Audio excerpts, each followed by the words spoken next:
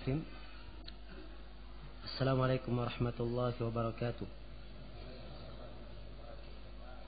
Innal hamdalillah nahmaduhu wa nasta'inuhu wa nastaghfiruh wa na'udzu billahi min shururi anfusina wa sayyiati a'malina. May yahdihillahu fala mudilla lahu wa may yudlil fala hadiya lahu. Asyhadu an la ilaha illallah wahdahu la syarika lahu wa asyhadu anna Muhammadan abduhu wa rasuluh. Ya ayyuhalladzina amanu taqullaha haqqa tuqatih wa la tamutunna illa wa antum muslimun. Ya ayyuhan nasu taqu rabbakum alladzi khalaqakum min nafsin wahidah wa khalaqa minha zawjaha wa batha minhuma rijalan katsiran wa nisaa'a wattaqullaha alladzi tasaaluna bihi wal arham inna Allaha kana 'alaikum raqiba. Ya ayyuhalladzina amanu taqullaha wa qulu qawlan sadida yuslih lakum a'malakum wa yaghfir lakum dhunubakum wa may yuti'illaha wa rasulahu faqad faza fawzan 'azima. Amma ba'd. Fa inna asdaqal hadithi kitabullah wa khairal hadi hadi Muhammadin sallallahu alaihi wa alihi wa sallam wa syarrul umuri muhdatsatuha fa inna kulla muhdatsatin bid'ah wa kulla bid'atin dhalalah wa kulla dhalalatin finnar. Berkata Imam Ahmad rahimahullahu taala,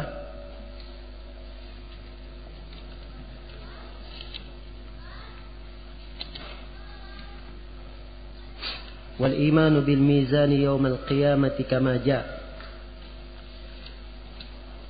Di antara prinsip dasar ahli sunnah wal jamaah adalah beriman akan adanya timbangan yaumal qiyamah, pada hari kiamat. Kama jaa, sebagaimana telah datang, maksudnya telah datang dalam hadis, yuzanu al-abdu yaumal qiyamah fala yazinu janaha ba'udah. Seorang hamba ditimbang pada hari kiamat dan beratnya tidak seberat sayap nyamuk. Wa tuzanu a'malul ibadi kama ja'a fil athar.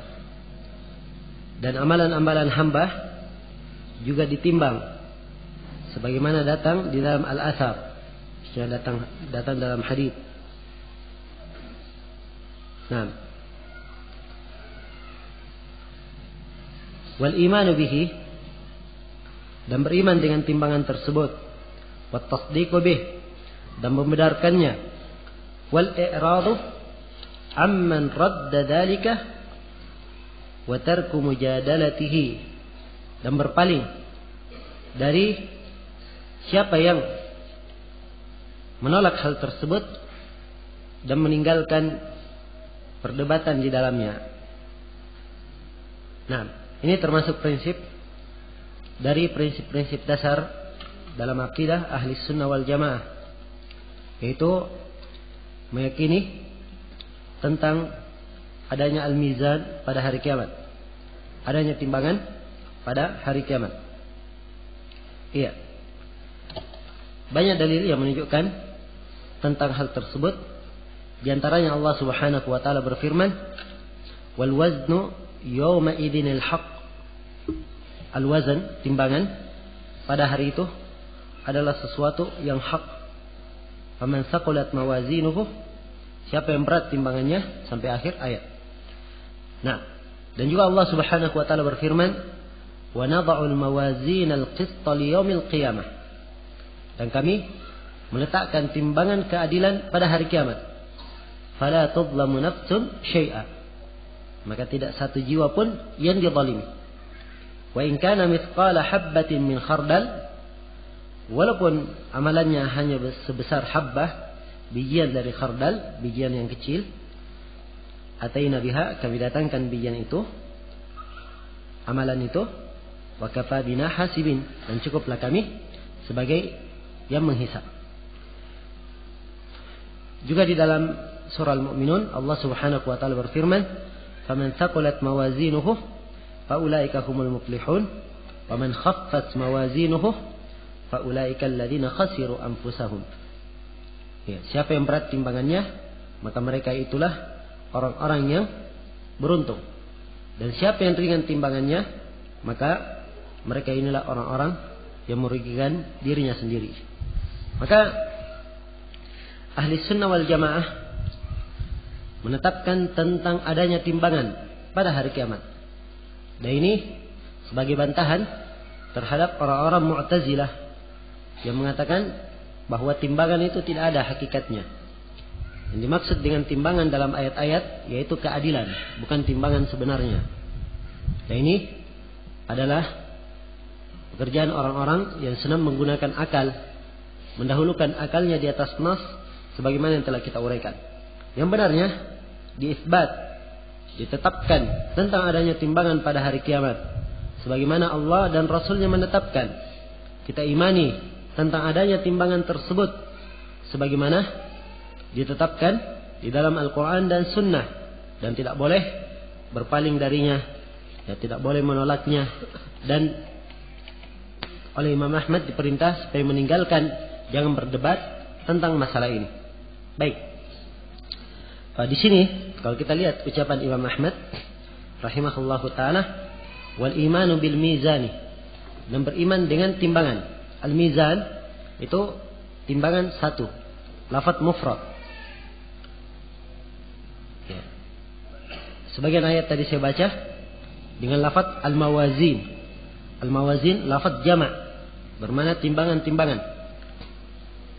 Dan telah datang nas-nas yang menguatkan hal ini. Sebagian nas menunjukkan dengan lafaz mizan, dan sebagian nas dengan lafaz mawazin. Ya, seperti dalam hadits Abu Hurairah yang diriwayatkan oleh Imam Al-Bukhari dan Imam Muslim, Rasulullah sallallahu alaihi wasallam bersabda, kalimatani khafifatani fil lisani thaqilatani fil mizani habibatani ila ar-rahmani subhanallahi wa bihamdihi subhanallahil azim. Dua kalimat ringan diucapkan di lisan, berat timbangannya di mizan. Nah, di sini kalimat mizan sisi pendalilan kita dengan lafaz mufrad, tunggal, di timbangan. Kemudian dua kalimat ini sangat dicintai oleh Allah Ar-Rahman. Apa dua kalimat itu? Subhanallah wa bihamdih, kalimat pertama. Kalimat yang kedua, subhanallahil azim. Baik. Jelas nas di dalam masalah timbangan sebagiannya datang dalam bentuk mufrad, tunggal, dan sebagiannya datang dalam bentuk jama'.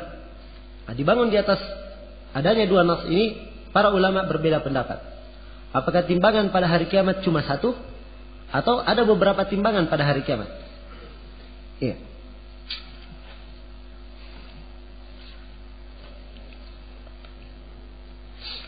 Jumhurul ulama memang seperti yang disebut di sini. Imam Ahmad di sini beliau berkata wal imanu bil mizan, dan beriman tentang timbangan. Ya, jumhurul ulama yang berpendapat bahwa timbangan itu cuma satu saja. Adapun lafaz-lafaz al-mawazin dengan lafaz jama' yang bermakna timbangan-timbangan, itu bukan artinya timbangannya, tetapi yang ditimbang. Ya, itu maksudnya. Yang ditimbangnya itu banyak. Maksudnya amalan yang ditimbang itu banyak, bukan cuma satu. Ini jawaban bagi para ulama yang mengatakan bahwa timbangan itu cuma satu pada hari kiamat. Cuman di sisi lain, sebagian para ulama menguatkan bahwa timbangan itu banyak, iya, pada hari kiamat. Mereka berdalilkan dengan konteks ayat, wa nada'ul mawazin al-qista liyaumil qiyamah, dan kami meletakkan timbangan-timbangan keadilan pada hari kiamat. Nah, di sini disebutkan dengan kalimat diletakkan. Sesuatu yang diletakkan, peletakan itu bukan amalan. Amalan ditimbang, bukan diletakkan. Yang diletakkan adalah apa?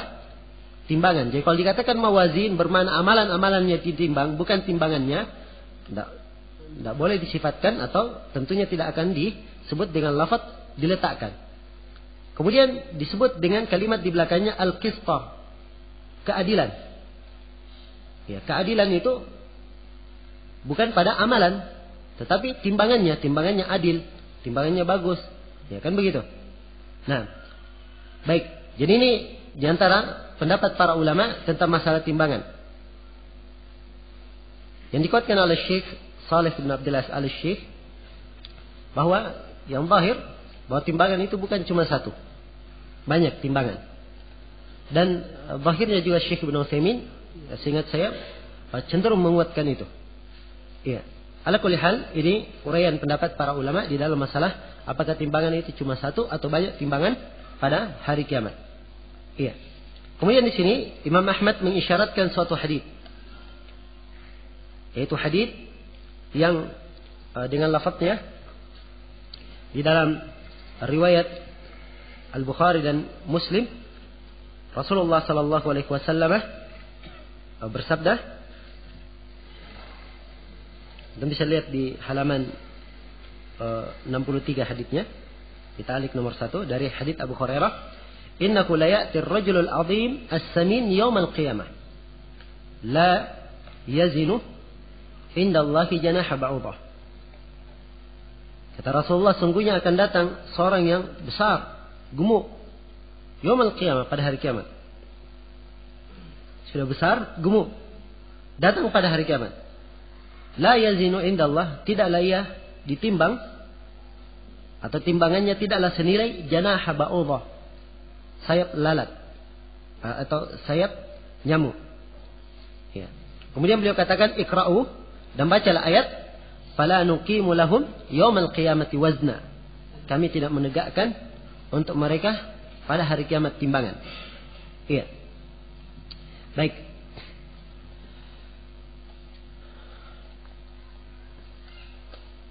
Dari hadits ini, sebagian para ulama mengambil pendalilan bahwa yang ditimbang pada hari kiamat itu adalah orangnya langsung yang ditimbang. Dan para ulama berselisih pendapat apa yang ditimbang pada hari kiamat itu. Apakah yang ditimbang adalah amalan, atau yang ditimbang adalah catatan amalan? Ini pendapat yang kedua. Pendapat yang ketiga, atau orangnya langsung. Iya.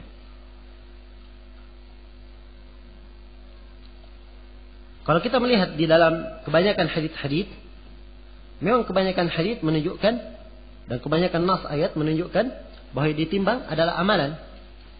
Faman thaqulat mawazin, siapa yang berat amalannya, timbangannya. Kemudian at-tahuru syatrul iman, walhamdulillahi tamla'ul mizan, subhanallah walhamdulillah tamla wa tamla'ani ma bainas samawati wal ard. Hadits Abu Malik Al-Asy'ari riwayat Muslim. Kesucian itu adalah bagian dari keimanan. Bertahara adalah bagian dari keimanan. Kalimat alhamdulillah, pahalanya memenuhi timbangan. Ini pahala yang diukur.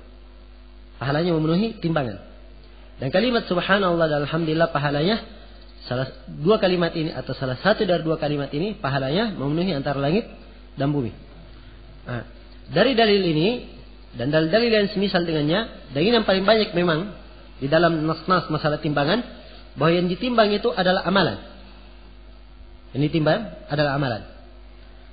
Tapi ada juga yang berpendapat bahwa yang ditimbang bukan amalan saja, ya, tapi yang ditimbang adalah catatan-catatan amalan. Catatan amalan. Sebagaimana diterangkan di dalam hadits Abdullah bin Amr bin As yang diriwayatkan oleh Imam Ahmad dan lainnya. Ya. Tentang, atau hadits ini lebih dikenal dengan nama hadits al-bitaqah, hadits tentang kartu. Iya.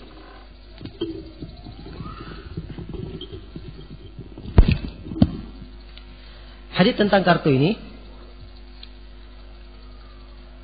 maklum disebutkan bahwa yu'ta bi rajulin yaumal qiyamah ala ru'usul ahsyad. Didatangkan seorang lelaki pada hari kiamat, disaksikan, atau di atas kepala manusia, maksudnya disaksikan. Nah, dalam sebagian riwayat, innallaha sayukhallas rajulan min ummati, sungguhnya Allah akan membebaskan seorang lelaki dari umat kepada hari kiamat. Nah, disebutkan orang ini, diperlihatkan catatan amalannya. Maka diperlihatkan ia mempunyai 99 catatan amalan. Setiap catatan jauhnya sejauh mata memandang. Ya. Setelah itu diperlihatkan ringkas hadits, diperlihatkan kepadanya bitaqah, kartu. Isinya hanya syahadat la ilaha illallah wa anna Muhammadar Rasulullah. Jadi di sini amalannya tercatat. Setelah itu ditimbang. 99 gulungan dinaikkan di satu alat timbangan. Kartu dinaikkan di timbangan lainnya. Setelah itu ternyata kartu yang lebih berat dan 99 gulungan terhempas ke atas. Iya. Nah, atau melayang ke atas. Maka seluruh hal ini menunjukkan bahwa yang ditimbang itu adalah catatan amalan. Nah, ini pendapat yang kedua. Ya, pendapat yang ketiga mengatakan yang ditimbang orangnya langsung. Sebagaimana dalam hadis yang kita baca. Jadi datangkan seorang lelaki gemuk, dinaikkan di timbangan. Nilai orang ini tidak senilai dengan sayap nyamuk. Iya. Paham ini? Ini tiga pendapat di kalangan para ulama. Yang dikuatkan oleh kebanyakan para ulama seperti Syekh bin Baz dan lain-lainnya. Mereka katakan bahwa hadis ini atau dari seluruh pendapat yang paling kuat bahwa yang ditimbang kadang amalan, kadang catatannya, dan kadang orangnya langsung. Ya. Walaupun kebanyakan hadits memang menunjukkan amalan yang ditimbang. Dipahami? Jadi tiga pendapat ini bukanlah pendapat yang saling kontradiksi. Tidak. Tapi tiga pendapat ini menunjukkan keanekaragaman timbangan pada hari kiamat. Kadang ditimbang amalannya, kadang yang ditimbang catatan amalan, kadang yang ditimbang orangnya langsung. Iya. Kemudian timbangan itu, bagaimana bentuk timbangan? Timbangan punya dua anak timbangan. Ya, seperti neraca ya, punya dua anak timbangan. Nah, dan Imam Al-Barbahari dalam Syarhus Sunnah dan setelahnya Ibnu Qudamah dalam Lum'atul I'tiqad dan beberapa ulama lain menyebutkan bahwa timbangan itu punya lisan. Dikatakan ketika disebut mizan, timbangan, lahu kiffatani wa lisan. Dia punya dua kiffah. Kiffah itu dua anak timbangan dan punya lisan. Lisan yang diinginkan yaitu tonggak menyangganya. Itu namanya lisan. Kalau antum melihat neraca, itu kan ada yang menyangga ya. Nah, itu namanya lisan. Nah, baik. Ini ditetapkan oleh para ulama. Ya, sepanjang pembahasan dari para ulama yang mensyarah tentang ini, tidak diketemukan ada dalil khusus menjelaskan punya lisan, punya tonggak menyangga. Tapi itu bisa dipahami dari hadis Abdullah bin Amr bin As. Jadi mereka mengambilnya dari pemahaman. Ya, sebab dua neraca kemudian disebutkan yang satunya lebih berat, yang satunya melayang ke atas. Ini menunjukkan ada yang menyangganya. Ya. Baik. Itu pendalilan para ulama di dalam masalah ini. Yang jelas, amalan-amalan akan ditimbang pada hari kiamat. Ya. Kemudian kata beliau di sini, al-imanu bil mizan yaumal qiyamah. Beriman tentang timbangan pada hari kiamat. Kama ja'ah, sebagaimana datang dalam hadis, yuzanul abdu yaumal qiyamah fala yazilu janaha ba'udah. Akan ditimbang seorang hamba pada hari kiamat, tidaklah ia senilai sayap nyamuk. Ini orangnya langsung ya. Ada hadis lain juga mirip dengan ini. Seperti hadis tentang keutamaan Abdullah bin Mas'ud. Ketika sebagian para sahabat menertawakan Abdullah bin Mas'ud radhiyallahu ta'ala karena kaki beliau yang kecil, maka Nabi sallallahu alaihi wasallam bersabda, "Apa kalian tertawa melihat betis kaki Ibnu Mas'ud yang kecil?" Kata Nabi sallallahu alaihi wasallam, "Walladzi nafsi biyadihi lahuma fil mizani yaumal qiyamah athqalu min Uhud." Kata beliau, demi yang jiwaku berada di tangannya, sungguhnya dua kaki Ibnu Mas'ud ini pada hari kiamat timbangannya lebih berat daripada gunung Uhud. Jadi menunjukkan bahwa juga kadang orang itu ditimbang langsung. Iya. Baik. Watuzanul a'malul ibadi, dan ditimbang amalan-amalan hamba. Sini kalimat ibad umum. Al-ubudiyah adalah ubudiyah al-ammah, ada ubudiyah al-khassah. Hamba bermakna hamba umum, seluruh manusia, hamba Allah. Ya, muslim maupun kafirnya. In kullu man fis samawati wal ard illa atir rahmani abda. Segala sesuatu yang di langit dan di bumi pasti akan datang menghadap kepada Allah Ar-Rahman dalam keadaan sebagai hamba. Ini ubudiyah ammah. Ubudiyah khassah adalah ubudiyah khassah, penghambaan khusus, yaitu orang-orang yang sudah masuk Islam. Sekarang yang ditimbang amalannya, amalan siapa? Orang kafir atau muslim? Ya. Sebagian para ulama berpendapat bahwa orang kafir tidak ditimbang, langsung dimasukkan ke dalam neraka. Mereka berdalilkan dengan ayat yang disebut tadi dalam hadits Abu Hurairah, "Fala nuqimu lakum yaumal qiyamati wazna." Kami tidak tegakkan untuk mereka timbangan pada hari kiamat. Cuma yang kuat dalam masalah ini ucapan para muhaqqiqin bahwa orang kafir juga kadang ditimbang amalannya. Iya. Dan ayat tersebut bukan menunjukkan tidak ditimbang, tapi tidak ada nilainya.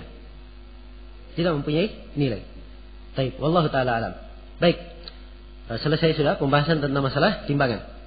Kemudian kata beliau dalam poin berikutnya di halaman 66, kata beliau, "Wa anna Allah Ta'ala yukallimuhul ibadu laisa bainahum wa bainahu tarjuman." Dan sungguhnya Allah sungguhnya Allah akan dibicarai oleh para hamba pada hari kiamat. Tidak ada perantara antara mereka, atau tidak ada antara mereka dan antara Allah tarjuman, penerjemah, perantara yang menerjemah. Nah,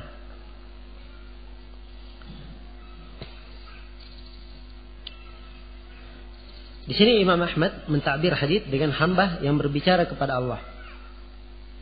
Iya. Mungkin beliau ambil dari pemahaman kebalikan. Yang konteks hadis di dalam riwayat Bukhari dan Muslim, dalam riwayat Bukhari dan Muslim dari hadis Adi bin Hatim,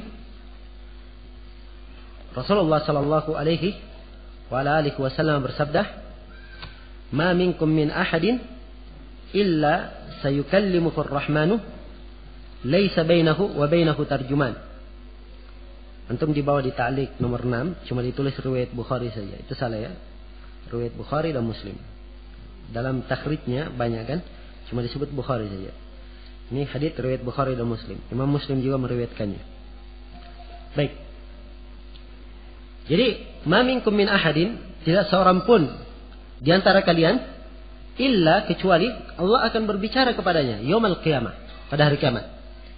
Tidak ada perantara antara dia dan antara Allah. Hadits ini menunjukkan bahwa Allah akan berbicara kepada hamba pada hari kiamat. Tidak ada perantara, tidak ada penerjemah. Ya, berbicara langsung kepada Allah Subhanahu wa taala. Mereka berbicara kepada Allah, ya, dan Allah berbicara kepada mereka. Iya. Dan ini telah kita ambil pendalilan dari sini bahwa Allah mempunyai sifat kalam. Dan telah kita uraikan pada pertemuan yang telah lalu tentang sifat kalam Allah Subhanahu wa taala, bahwa Allah disifatkan berfirman, berbicara. Kita imani hal tersebut sesuai dengan kemuliaan dan kebesaran Allah, dengan keyakinan bahwa sifat Allah sama sekali tidak serupa dengan makhluknya. Iya. Baik. Kemudian dikatakan setelahnya, wal imanu bil haudi. Di antara keyakinan ahli sunnah, prinsip ahli sunnah adalah beriman tentang telaga. Wa anna li Rasulillah sallallahu alaihi wa alihi wasallam hawdan yaumil qiyamah. Dan sesungguhnya bagi Rasulullah sallallahu alaihi wasallam, ya, hawdan ada telaga untuk beliau yaumil qiyamah, pada hari kiamat. Yaridu alaihi ummatuhu, ya umatnya akan masuk ke telaga tersebut. Arduhu mithlu tulihi, panjang telaganya sama dengan lebarnya. Masiratu syahrin, jaraknya sejauh perjalanan 1 bulan. Aniyatuhu ka'adadi nujumis sama, bejana-bejana, gelas-gelas minumnya itu bagaikan bintang-bintang di langit. Ala ma sahhat bihil akhbaru, min ghairi wajhin, berdasarkan hadits-hadits yang telah sahih yang datang dari banyak sisi. Min ghairi wajhin artinya bukan dari satu sisi. Kalau bukan dari satu sisi artinya dari banyak sisi, maksudnya dari banyak jalan. Iya. Baik, ini keyakinan berikutnya, prinsip dasar dari prinsip ahli sunnah wal jamaah adalah beriman tentang adanya telaga pada hari kiamat. Beriman akan adanya telaga, ini masuk dalam rangkaian beriman kepada yang gaib, beriman kepada hari akhirat. Dan ahli sunnah memasukkan pembahasan ini di dalam buku-buku akidah, memang membantah 3 kelompok. Kelompok yang pertama, Al-Mu'tazilah, yang mengingkari telaga secara keseluruhan. Sebab kaidah umumnya Mu'tazilah, kalau hal tersebut tidak masuk di akal, berarti tidak ada. Itu kaidah umumnya Mu'tazilah. Ya, adab kubur tidak masuk akal, tidak ada adab kubur. Nah, timbangan tidak masuk akal, berarti timbangan tidak ada. Bukan timbangan di situ, keadilan. Ya. Telaga, tidak masuk akal telaga. Nah, maka mereka tolak. Ya. Ini orang-orang Al-Mu'tazilah. Baik. Kelompok yang kedua dan kelompok yang ketiga adalah orang-orang Khawarij dan orang-orang Syiah. 2 kelompok ini menetapkan adanya telaga. Cuman berselisih ahli sunnah di dalam memahami telaga itu. Sebagaimana yang kita akan uraikan. Bagaimana mereka memahami salah tentang masalah telaga Rasulullah sallallahu alaihi wasallam. Baik. Iya. Jadi beliau katakan wal imanu bil haudi, mengimani tentang adanya telaga. Adanya telaga di dalam Al-Quran ditunjukkan oleh dalil dari Al-Quran dan Sunnah Rasulullah Sallallahu Alaihi Wasallam. Dalil dari Al-Quran mengandung kemungkinan penetapannya, yaitu ayat Inna a'tainakal kautsar. Sungguhnya kami memberikan kepada engkau ya Muhammad Al-Kautsar. Berbeda pendapat para ulama di dalam penafsiran Al-Kautsar. Ada yang mengatakan bahwa Al-Kautsar itu adalah telaga Rasulullah sallallahu alaihi wasallam. Dan yang mengatakan Al-Kautsar itu telaga khusus yang berada di sorga. Nah, sebagaimana diterangkan dalam sebagian riwayat. Tapi sebagian para ulama mengambil ayat ini untuk penetapan telaga, ya dibangun di atas sebagian penafsiran. Jikalau ingin mendetailkan, maka ditetapkan ada telaga dan ada Kautsar pada hari kiamat. Dan Kautsar itu identik dengan telaga yang di dalam sorga. Baik. Adapun hadits-hadits yang menjelaskan tentang telaga Rasulullah sallallahu alaihi wasallam, hadits-haditsnya sangat banyak sekali sampai ke derajat mutawatir di kalangan orang-orang yang membagi hadits menjadi mutawatir dan ahad. Ya. Sangat banyak sekali sampai para ulama menyebutkan bahwa para sahabat yang meriwayatkan tentang hadits telaga itu sekitar 50 orang sahabat. Saking terkenalnya masalah telaga ini. Sampai diriwayatkan oleh sekitar 50 orang sahabat. Dalam riwayat Bukhari dan Muslim saja itu sudah belasan hadis yang menjelaskan tentang telaga Rasulullah sallallahu alaihi wasallam. Maka semua ini adalah bukti yang sangat kuat tentang adanya telaga. Dan ini menurut kesepakatan para ulama. Diimani tentang adanya telaga pada hari kiamat. Dan di sini Imam Ahmad rahimahullahu taala mengatakan bahwa Rasulullah sallallahu alaihi wasallam punya telaga. Iya. Rasulullah sebagai seorang rasul dan sebagai seorang nabi, beliau punya telaga. Dan demikian pula nabi-nabi yang lainnya. Semuanya mempunyai telaga. Sebagaimana dalam hadis dikatakan, likulli nabiyyin haudun. Setiap nabi itu ada telaganya. Iya. Setiap nabi ada telaga tanpa terkecuali. Termasuk Nabi Salih. Telaganya sama seperti telaga yang lainnya. Maksudnya punya telaga, ya, disifatkan tidak dengan bentuk yang khusus. Sebab dalam sebagian riwayat atau dalam sebagian pendapat para ulama, seperti Imamul Barbahari di dalam Syarhus Sunnah, beliau katakan bahwa telaganya Nabi Saleh itu adalah tete ontanya. Ya, dan ini adalah perkara yang tidak bisa diterima sebab tidak dibangun di atas dalil yang kuat. Yang jelas setiap nabi punya telaga. Dan Rasulullah sallallahu alaihi wasallam, Rasul kita punya telaga. Dan setiap umat akan minum dari telaga Rasulnya sendiri. Akan minum dari telaga Rasulnya sendiri. Dan untuk kita umat Islam, Rasulullah SAW telah merinci dan telah menjelaskan bagaimana sifat telaga tersebut. Dan Imam Ahmad di sini mengisyaratkan bagaimana sifat telaga itu. Beliau sebutkan dua sifat telaga. Kata beliau, panjang telaga sama dengan lebarnya. Bagaimana panjangnya? Bagaimana panjang dan lebarnya? Yaitu perjalanan 1 bulan. Sifat yang kedua beliau sebutkan bahwa di telaga itu gelas-gelasnya, bejananya untuk minum itu bagaikan bintang-bintang di langit.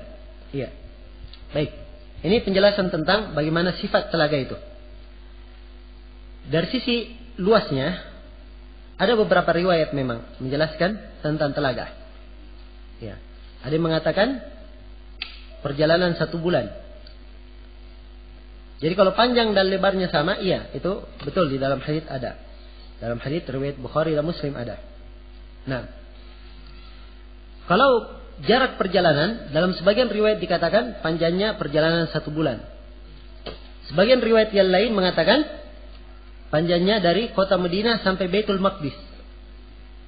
Dan sebagian riwayat lain mengatakan seperti kota Madinah sampai ke Amman.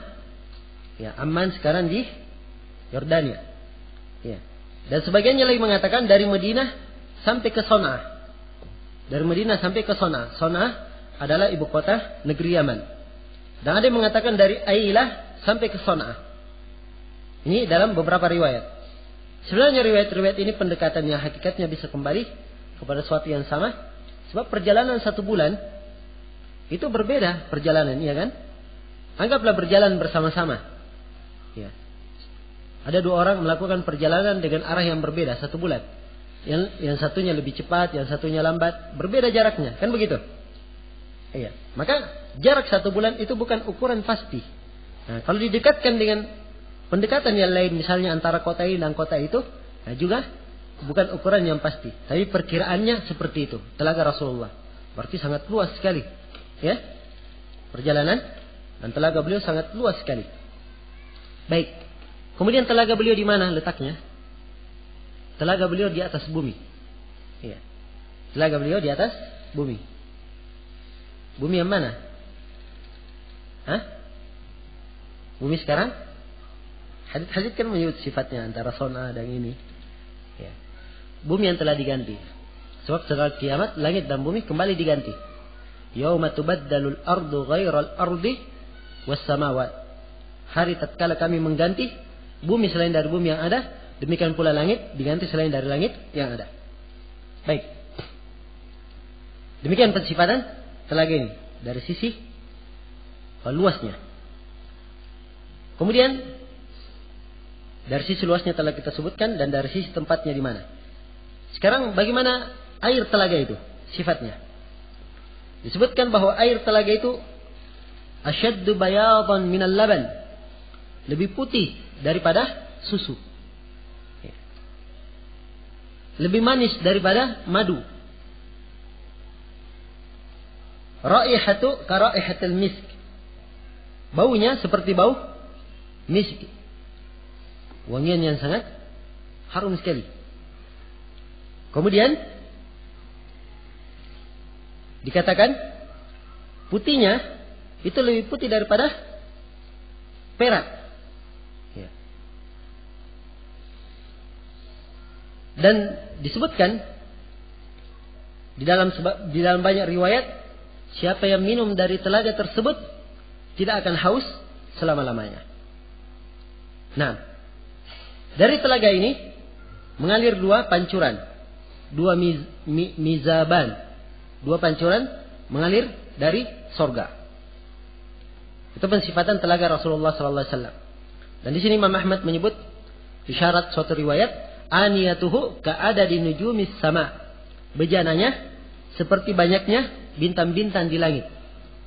Ya. Apa faedahnya disebut seperti banyaknya bintang-bintang di langit? Menunjukkan orang yang minum di telaga tersebut, mereka minum dalam keadaan murtah, dalam keadaan enak. Ya. Tidak tergesa-gesa, tidak rebutan bejana. Ya. Atau ada yang tidak kebagian gelas misalnya minum pakai tangan, enggak. Enak minumnya. Nah, makanya diibaratkan seperti bintang-bintang di langit. Dan sisi yang kedua diibaratkan seperti bintang di langit, menunjukkan indahnya gelasnya. Ya. Penuh dengan cahaya, sesuatu yang sangat mengagumkan sekali. Ya, demikian. Ini sejumlah dari sifat telaga Rasulullah sallallahu alaihi wasallam. Baik. Kalau kita ketahui bagaimana bentuk telaga, sifatnya, penetapannya. Sekarang pertanyaan, di hari kiamat itu prahara sangat banyak dan ada fase yang harus dilalui. Ada timbangan, ada padang mahsyar, ada hisab, ada jembatan, ya kan? Ada surga, ada neraka. Sekarang telaga ini di mana letaknya pada hari kiamat?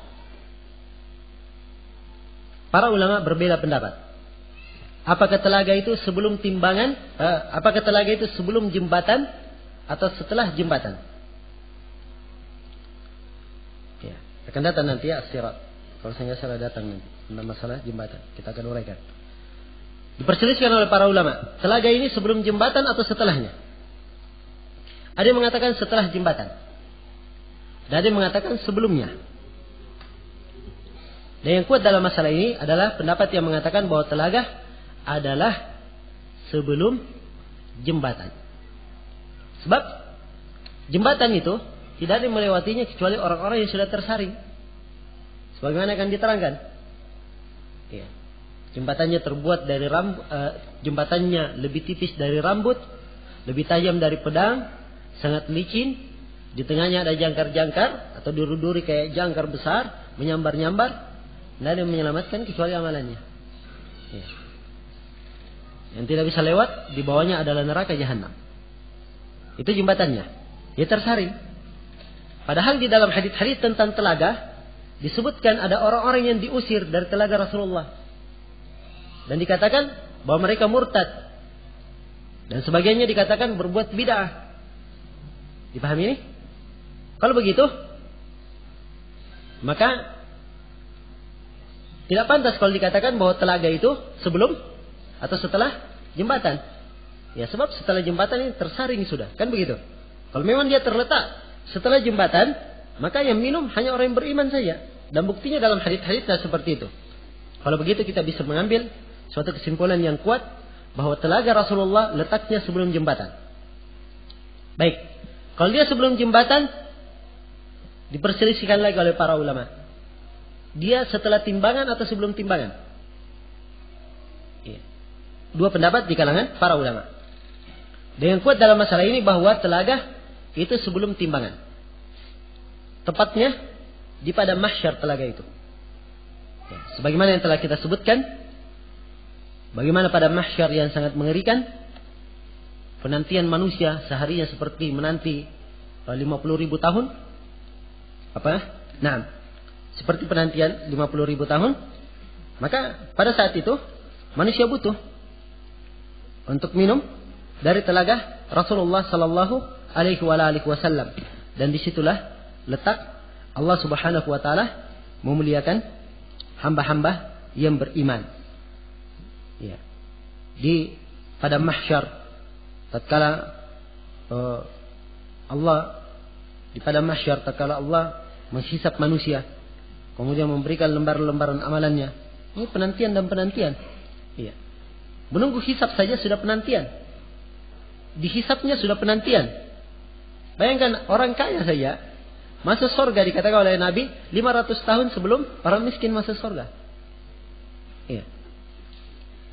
Jadi orang miskin masuk ke surga dahulu. 500 tahun setelah itu baru orang kaya menyusul masuk surga. Ini menunjukkan bahwa waktu yang sangat panjang. Nah, karena itu di sini letak kemuliaan untuk umat Islam. Telaga Rasulullah sallallahu alaihi wasallam mereka minum pada saat yang mengerikan itu dan mereka tidak merasakan kehausan. Penantian tetap penantian yang baik. Dipahami? Ya. Sebagai pelengkap dari pembahasan masalah telaga, disebutkan dalam hadits-hadits bahwa ada orang-orang yang diusir dari telaga. Disebutkan dalam sebagian riwayat Nabi sallallahu alaihi wasallam mengatakan dinampakkan kepadaku sekelompok lelaki. Saya mengenalnya. Maka setelah itu diusir mereka dari telaga. Kemudian saya berkata, ashabi, ashabi, sahabatku, sahabatku. Maka dikatakan kepadaku, innaka la tadri ma ahdatsu ba'dak. Sungguhnya kamu tidak tahu apa yang mereka perbuat setelah engkau. Iya. Ada 3 riwayat. Ada yang mengatakan dalam sebagian riwayat mereka murtad setelahmu. Sebagian riwayat mereka mundur ke belakang. Dan sebagian riwayat ahdatsu ba'daka. Sebagian riwayat mereka mengada-adakan perkara baru setelahmu. Baik. Dibangun di atas riwayat-riwayat ini, maka para ulama memberikan rincian tentang masalah orang-orang yang diusir dari telaga. Orang-orang yang diusir dari telaga terbagi 2. Ada pengusiran umum dan ada pengusiran khusus. Pengusiran umum, diusir dari telaga namanya di padang mahsyar, hari semua manusia berkumpul, yang ada bukan cuma umat Nabi sallallahu alaihi wasallam, ya kan? Maka yang diusir secara umum adalah manusia yang bukan umat Nabi Muhammad sallallahu alaihi wasallam. Dia diusir dari telaga Rasulullah, ya, supaya mereka pergi kepada nabinya sendiri. Dan ini lebih menguatkan kedudukan setiap nabi, sehingga umatnya tahu bahwa ini nabi adalah memang nabi yang diutus oleh Allah Subhanahu wa taala dan nampak kebenaran dan mukjizat risalah mereka. Iya. Ini pengusiran umum. Pengusiran khusus adalah pengusiran sebagian dari umat Islam atau sebagian dari umat yang Rasulullah SAW diutus di situ. Dipahami? Dan yang diusir di sini diperselisihkan oleh para ulama. Siapakah yang diusir? Pendapat yang pertama mengatakan bahwa yang diusir adalah orang-orang yang murtad. Pendapat yang kedua mengatakan bahwa yang diusir adalah orang-orang munafikinnya. Dan pendapat yang ketiga mengatakan bahwa yang diusir adalah orang-orang yang mengada-adakan perkara baru. Mengada-adakan perkara baru umum. Apakah dia murtad, atau dia munafik, atau berbuat bid'ah. Ya, dan ini termasuk salah satu dari bahaya bid'ah. Kita belum sebutkan di pertemuan yang telah lalu. Disusulkan di sana ya. Masuk ke dalam bahaya dari bid'ah itu, diharamkan minum dari telaga Rasulullah sallallahu alaihi wasallam pada hari kiamat. Dikhawatirkan tidak akan minum dari telaga Rasulullah sallallahu alaihi wasallam pada hari kiamat. Baik. Kalau kita melihat dari sisi riwayat yang mengatakan innaka la tadri ma ahdatsu ba'daka, sungguhnya engkau tidak tahu apa yang mereka lakukan setelahmu. Ini riwayat lebih kuat dan lebih detail sebab mencakup seluruhnya. Orang murtad juga masuk di dalamnya, munafikin dan seterusnya. Ya, inilah orang-orang yang akan diusir dari telaga Rasulullah sallallahu alaihi wasallam. Baik. Sebagaimana yang saya telah uraikan tadi, bahwa dalam masalah telaga ini ada 3 kelompok yang menyimpang. Yang pertama Mu'tazilah. Orang-orang Mu'tazilah mengingkari telaga secara keseluruhan. Kelompok yang kedua dan ketiga adalah orang-orang Khawarij dan Syiah. Keduanya menetapkan telaga. Tapi mereka meyakini bahwa kebanyakan yang diusir dari telaga itu adalah sahabat Rasulullah sallallahu alaihi wasallam. Nah, di sini letak ahli sunnah menetapkannya menyelisih ahli bidah, bahwa yang minum dari telaga Rasulullah adalah umatnya, dan manusia yang paling mulia dari umatnya adalah para sahabat Rasulullah sallallahu alaihi wasallam. Dari masa ke masa orang-orang Syiah itu hanya berdalilkan dengan hadits itu. Ketika Nabi datang dan melihat sahabat yang pernah dikenal, lalu beliau katakan ashabi, ashabi, ya sahabatku, sahabatku. Lalu dikatakan sungguhnya mereka murtad setelahmu. Nah, ini diambil pendalilan dan mereka katakan bahwa sahabat Rasulullah murtad. Dan ini sudah pendalilan yang klasik, kuno sudah. Ya. Dan pendalilan yang sebenarnya muncul dari kejahilan tentang jalan-jalan hadis dan jahil tentang makna bahasa. Jahil tentang makna bahasa. Misalnya dikatakan dalam bahasa misalnya seluruh,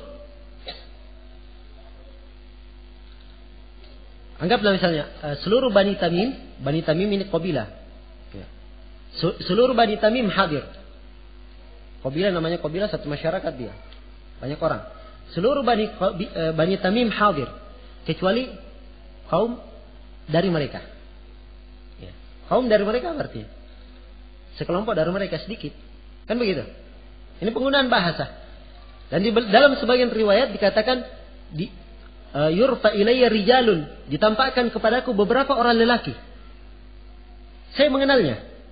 Ini beberapa orang yang murtad.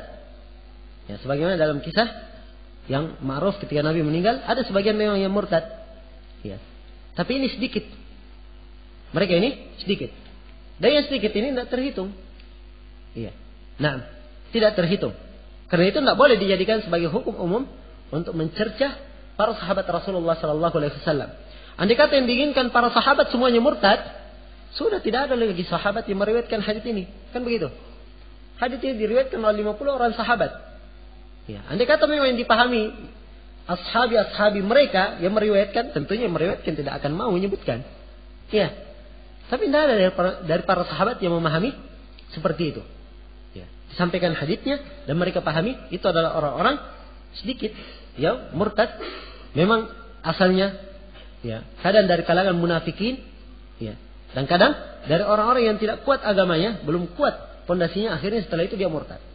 Adapun para sahabat Rasulullah Sallallahu Alaihi Wasallam, ya, secara umum mereka adalah orang-orang yang kuat keimanannya, dipuji oleh Allah Subhanahu Wa Taala, diridai oleh Allah Subhanahu Wa Taala. Iya, dipahami? Maka dari sini nampaklah bahwa telaga Rasulullah Sallallahu Alaihi Wasallam adalah suatu hal yang pasti, dan itu ada, dan kebanyakan para sahabat mereka adalah orang-orang yang dimuliakan minum di telaga tersebut. Ya, dan disebutkan bahwa manusia yang paling pertama diberi minum dari telaga Rasulullah adalah orang-orang dari negeri Yaman. Orang-orang dari negeri Yaman. Iya. Allahul musta'an. Dari kalimat orang-orang dari negeri Yaman, akhirnya banyak lagi pembahasan. Orang-orang dari negeri Yaman, aslinya Yaman atau orang yang datang juga ke sana. Ya. Kalau dia juga datang ke Yaman, berapa tahun dia tinggal di sana, kemudian dikatakan dia penduduk Yaman. Ini perselisihan di kalangan ahli hadis.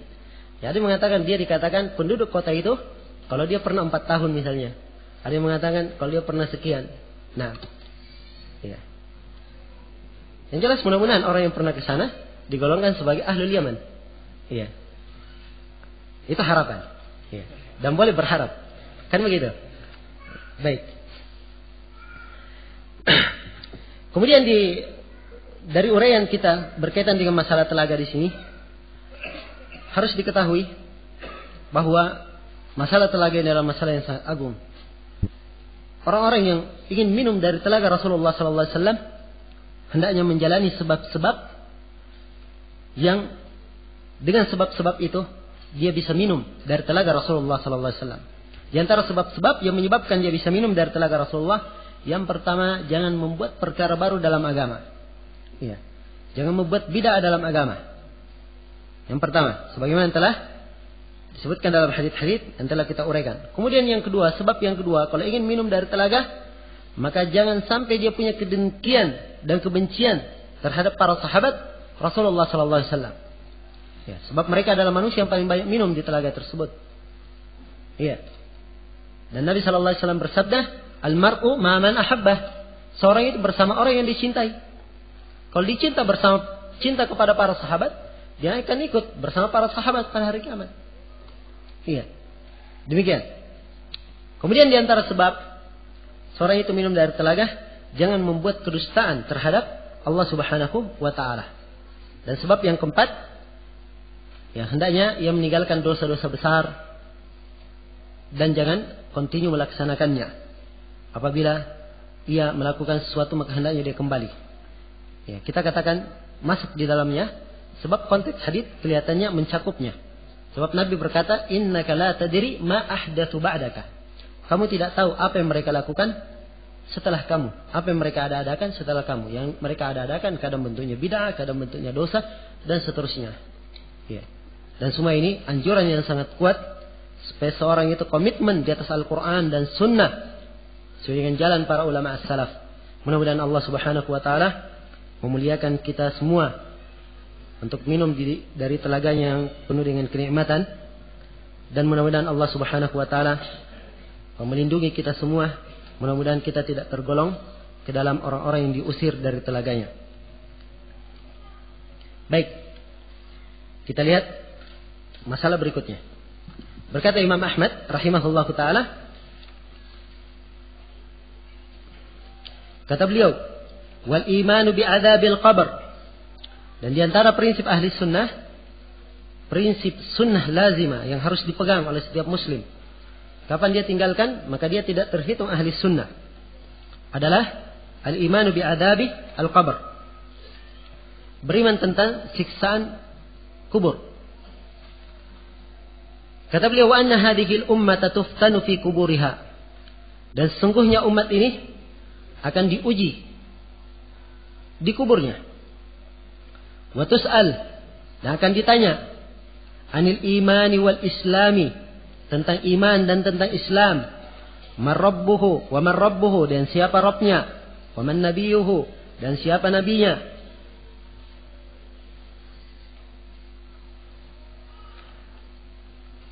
Wa ya'tiki munkarun wa nakirun, dan munkar dan nakir datang kepadanya. Kaifa sya', sesuai dengan kehendaknya. Kaifa arada, sesuai dengan keinginannya. Ya, maksudnya sesuai dengan kehendak dan keinginan Allah Subhanahu wa taala. Wal imanu bihi wat tasdiqu, dan juga hendaknya seorang itu beriman dengannya dan membenarkannya. Di antara prinsip adalah beriman tentang hal tersebut dan membenarkannya. Baik. Ini masalah prinsip dari prinsip di dalam akidah Islam, akidah ahli sunnah wal jamaah, akidah yang diajarkan oleh Rasulullah SAW yang masih suci dibawa oleh beliau 14 abad yang lalu. Di antaranya adalah beriman tentang adanya adab kubur, siksaan dalam kubur. Disebut dengan kalimat adab hanya penggunaan dominasi saja. Bukan cuma siksaan saja yang ada di kubur, ada juga kenikmatan bagi orang-orang yang salih. Ya, jadi kalau lengkapnya adab wa na'im fil qabr, siksaan dan kenikmatan dalam kubur. Siksaan bagi orang yang menyimpang, kenikmatan bagi orang yang taat di dalam kuburan. Kemudian takbir di dalam kalimat Imam Ahmad di sini dan juga para imam yang lainnya, siksaan kubur. Kalimat kubur itu penggunaan kalimat mimbabit taglib saja. Ya, penggunaan kalimat yang mendominasi saja. Sebab umumnya manusia di muka bumi dari agama mana saja pasti larinya dikubur, kan begitu? Ya. Kecuali beberapa, saya katakan tadi umumnya. Ya, walaupun ada misalnya sebagian yang kalau meninggal dibakar, ya tidak dikubur. Tapi umumnya manusia adalah dikubur. Karena itu ditakbir dengan adab kubur. Bukan artinya yang dikubur saja mendapatkan siksaan atau mendapatkan kenikmatan, ada pertanyaan, ya, ada ujian dan seterusnya. Kalau tidak dikubur, tidak mendapatkan siksaan. Misalnya ada orang yang meninggal, ya, kemudian dimumikan, ya. Atau ada orang yang meninggal, kemudian dibakar. Ya, jangan disangka bahwa mereka tidak mendapatkan ujian dalam kuburan. Demikian pula misalnya kalau ada yang meninggal, ya, mati ditelan binatang buas misalnya, maka jangan disangka bahwa mereka tidak mendapat ujian dalam kuburan. Ini kalimat adab kubur bukan artinya dikubur saja, tetapi berkaitan dengan alam barzakh. Ya, sudah merupakan alam lain, bukan lagi alam dunia. Ini maksud dari ucapan para a'immah di dalam masalah ini. Baik. Tentang adab kubur adalah suatu hal yang diimani, yang merupakan prinsip dasar dalam prinsip Islam. Ditetapkan tentang adanya adab kubur oleh dalil-dalil dari Al-Quran dan Sunnah Rasulullah Sallallahu Alaihi Wasallam. Dari Al-Quran, Allah Subhanahu Wa Taala berfirman tentang Fir'aun dan pengikutnya, "An-naru yu'raduna 'alaiha guduwan wa ashiya, wa yawma taqumus sa'ah adkhilu ala fir'auna asyaddal adab." Neraka dipampangkan kepada Fir'aun dan pengikutnya pagi dan petang. Dan pada hari kebangkitan dikatakan kepada Fir'aun dan pengikutnya, masuklah kalian ke dalam siksaan yang pedih. Di situ alu Fir'aun. Alu itu bukan bermakna keluarga saja, ya, masuk juga pengikutnya. Ya, jadi kerabat keluarga tentunya otomatis masuk paling pertama. Ya, pengikut juga masuk. Nah, kita lihat konteks ayat ya. Sekarang saya tanya, Fir'aun masih ada atau tidak sekarang ini? Sudah mati kan Fir'aun ya? Baik, Fir'aun sudah mati. Kalau begitu, dia bukan lagi di alam dunia. Iya. Dikatakan, api ditampakkan kepadanya pagi dan petang. Siksa di api, pagi dan petang. Ini siksa suatu tempat. Di mana tempat ini? Di akhirat? Belum di akhirat. Sebab ayat setelahnya dikatakan, pada hari kiamat, masukkan Fir'aun ke siksaan yang pedih. Ini hari kiamatnya di sini. Berarti ini alam, bukan di dunia, bukan di hari kiamat. Ini alam apa namanya? Inilah alam barzah, kubur. Iya. Ini dalil yang pertama. Nah itu ayatnya di surah Ghafir. Dalil yang kedua, ayat di surah Al-Mu'minun. Allah Subhanahu wa taala berfirman, "Hatta idza jaa ahadakumul maut, qala rabbirji'un, la'alli a'malu salihan fima tarak. Kalla innaha kalimatun huwa qailuha, wa min waraihim barzakhun ila yaumi yub'atsun." Iya. Sampai tatkala datang kematian kepada salah seorang di antara mereka. Jadi mati sudah menjemput. Apa yang dikatakan ketika ajal sudah menjemput, keluar rohnya. Roh ini berkata, "Wahai Rabbku, kembalikanlah saya." Ya, demikian penyesalan manusia. Setiap manusia yang rohnya keluar dari tubuhnya pasti penuh dengan penyesalan. Ya. Kalau dia mukmin, menyesal akan waktu-waktunya yang sudah lalu. Dia ingin seakan-akan kembali dan memperbanyak amalan. Apalagi kalau dia orang kafir. Nah, ma'assalamah. Ya, dikatakan sampai datang kepada salah seorang dari mereka kematian, ia berkata, "Rabbirji'un, wahai Rabbku, kembalikanlah saya supaya saya beramal salih dari apa-apa yang saya tinggalkan." Maka Allah menghardiknya, "Kalla, sekali-sekali tidak. Innaha kalimatun huwa qailuha." Sungguhnya itu hanya ucapan yang dia ucapkan. Wa min waraihim barzakhun ila yaumi yub'atsun. Di belakangnya ada alam barzakh sampai hari mereka dibangkitkan. Ini kan sudah mati ya. Di belakangnya alam barzakh. Alam barzakh ini belum hari kiamat, sebab dikatakan barzahnya berakhir sampai hari dibangkitkan. Berarti ini alam lain. Iya. Ini dalil dari Al-Quran. Dan banyak ayat dalam Al-Quran. Sebagian para ulama menyebutkan sekitar 8 ayat tentang adanya siksaan atau adanya kehidupan di alam kubur.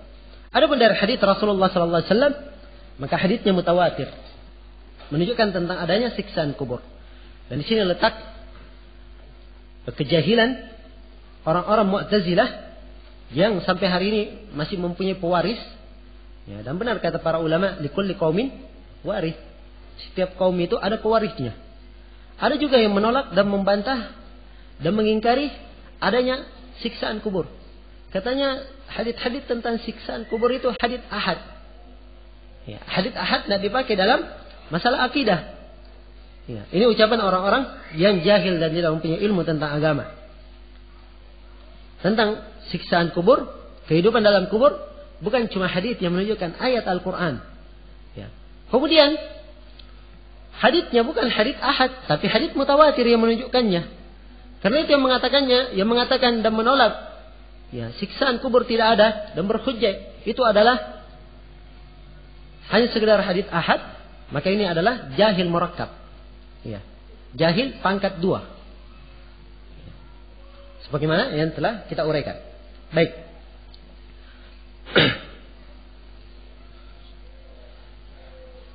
Dari hadits Rasulullah SAW yang menunjukkan adanya siksaan di kuburan, kehidupan di kubur, yang paling lengkap dan panjang menjelaskan hadits Bara' bin Azib, dan juga ada dalam hadits Aisyah, dalam sebagian riwayat juga dalam hadits Abu Hurairah. Diceritakan bahwa seorang mukmin kalau dia akan meninggal, maka dijemputlah oleh malaikat dengan bau yang sangat harum. Kemudian dicabutlah rohnya dengan sangat lembutnya. Kemudian dikatakan kepadanya, "Wahai jiwa yang tenang, kembalilah engkau kepada Rabbnya dalam keadaan ridha dan diridai." Iya. Ya ayyatuhan nafsul mutmainnah, irji'i ila rabbiki radiyatan mardiyah. Ini kalau dia mukmin yang baik. Rohnya pun di bawah. Sampai di langit pertama, penjaga langit bertanya, "Siapakah roh yang bau ini? Siapakah roh yang harum ini?" Maka dikatakan dia adalah si fulan, anaknya si fulan. Dibukakan untuknya pintu. Sampai ke naik lagi langit berikutnya, juga pertanyaan sama, dibukakan untuknya pintu sampai ke Illiyin. Kemudian Allah berfirman, "Kembalikanlah ruh hambaku ke jasadnya. Maka ruhnya pun dikembalikan ke jasadnya. Setelah itu berdirilah ruh ini. Atau kembalilah dia hidup. Datanglah dua malaikat Munkar dan Nakir bertanya. Dan disebutkan dalam riwayat, begitu trompa kaki mulai beranjak pergi, maka Munkar dan Nakir segera datang. Iya. Datanglah Munkar dan Nakir, kemudian bertanya kepadanya dengan 3 pertanyaan. Man rabbuk? Siapakah Rabbmu? Wa ma nabiyyuk? Wa ma dinuk? Apa agamamu? Naam. Wa man nabiyyuk? Dan siapa nabimu? Baik. Ini 3 pertanyaan dalam alam kubur. Ya, maka dia jawab dengan jawaban yang mudah. Ya. Kemudian setelah itu, sebab dia adalah yang beriman, orang yang beriman paham akidah yang benar, akidah tauhid yang benar. Ya, setelah itu diluaskan untuknya kuburnya. Dikatakan diluaskan untuknya kuburnya sejauh mata memandang. Ya. Ini kalau dengar oleh orang-orang Mu'tazilah nggak masuk akal. Ya. Nggak masuk akal. Sebab ini masalah gaib. Walaupun dia pasang telepon di bawah, bikin kamera studio, nggak kelihatan. Ya. Sebab ini masalah gaib. Maka diluaskan kuburnya sejauh mata memandang. Kemudian setelah itu dibukakan celah untuknya dari surga. Dan duduklah seorang lelaki menemaninya. Sangat indah wajahnya. Kemudian dikatakan, siapakah kamu? Ya, wahai wajah yang sangat indah. Katanya, saya adalah amalan solehmu di dunia. Ini kalau orang yang baik, orang yang salih. Sebaliknya kalau orang yang talih, ya, kebalikannya cuma ganti huruf saja, sad diganti ta. Ya. Orang yang talih, orang yang jelek, orang yang fajir, ada beberapa riwayat memang. Ada yang mengatakan kafir, fajir, munafik. 3 riwayat dalam hadits itu. Kalau datang kepada malaikat, dia datang dengan muka yang bengis. Ya. Kemudian mendekat darinya, bau yang sangat busuk. Ya. Dari kejauhan melihatnya. Begitu datang ajalnya, maka dicabut dengan sangat kasarnya. Ya. Karena itulah kadang mata mengikuti ruhnya yang keluar. Nah, kemudian setelah itu dibawa ke langit, ya ditanya siapa bau ruh yang busuk ini. Ya, dikatakan dia adalah si Anu, anaknya si Anu. Maka diperintah dari langit hendaknya dilemparkan ruh ini kembali ke jasadnya. Nah, diterima. Maka dilemparkanlah dia, dihempaskan, masuk kembali ke dalam jasadnya. Iya. Ruh begitu semuanya. Tidak ada namanya ruh gentayangan. Iya. Itu cerita dongeng saja. Ya. Dan ini termasuk perkara-perkara yang dirusak dalam keyakinan kaum muslimin. Mana ada ruh gentayangan? Mati ya sudah mati. Ya. Is dead sudah. Ya. Kan selesai. The end ceritanya sudah. Nggak ada lagi, tamat sudah. Berita sudah tamat. Nggak ada istilahnya kembali. Kalau ada kembali, itu jin yang mempermainkan manusia. Sering memang kita dapat cerita dari masyarakat, Masya Allah, meyakinkan sekali. Si Anu kemarin mati minum baygon. Iya. Dia beli baygon dari rumah untuk bunuh diri. Katanya setelah itu, setelah dia dikubur siangnya, malamnya datang ketuk pintu rumah saya. Beli baygon Pak, katanya. Ya. Ada kisah itu, betul. Ya. Ini orang yang seperti ini dipermainkan sama jin. Memang ingin merusak akidah kaum muslimin memang. Iya. Karena itu harus paham tentang prinsip akidah yang benar. Ya, sehingga dia tahu ya kenapa bisa ada hal-hal yang seperti itu. Nah, baik. Jadi tidak ada istilah ruh gentayangan. Ya, rohnya sudah mati kembali pergi bunuh balas dendam. Enggak ada rohnya seperti itu. Ya. Itu cuma cerita dongeng saja. Dan paling lucunya, sebagian orang mengambil fakta di dalam masalah kasus ya, pembunuhan, dia panggil dukun. Kemudian dipanggil ruhnya katanya, kemudian dia berbicara, yang membunuh saya adalah si Anu. Subhanallah. Ini adalah rajulun bil ghaib. Ini perbuatannya dukun dan paranormal. Iya. Nasallahu salamat alaihi. Ala kulli hal, ruh yang fajir ini setelah ditolak dari langit langsung masuk ke jasadnya. Ya, masuknya bukan masuk dalam keadaan terhormat, dihempaskan sampai masuk ke jasadnya. Ya, setelah itu duduklah dia, datang kepadanya Munkar dan Nakir bertanya, "Man rabbuk?" Siapa Rabbmu? Apa jawabannya? Ha la adri. Sami'tu an-nasa yaquluna syai'an faqultuhu. Katanya, saya tidak tahu. Saya hanya mendengar manusia mengucapkan sesuatu, saya juga ikut mengucapkannya. Ini oleh para ulama diambil pendalilan bahwa agama itu bukan hanya sekedar ikut-ikutan.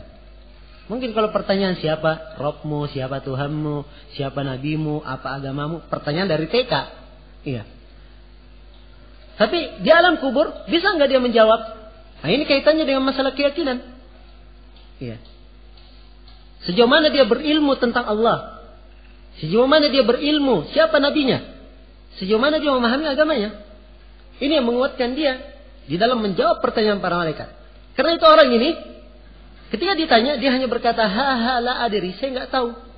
Saya hanya dengar orang berucap seperti itu, saya juga mengucapkan. Nggak bisa dia menjawab.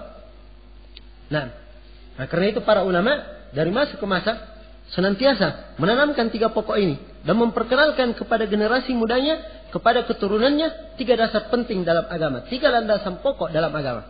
Dia harus tahu siapa Rabbnya, siapa Allah, siapa sembahannya, bagaimana kewajiban, apa kewajiban dia atas Allah, harus beribadah kepada Allah, meninggalkan kesyirikan. Dia harus tahu siapa nabinya, apa nasabnya, nabi itu diutus sebagai apa, ya.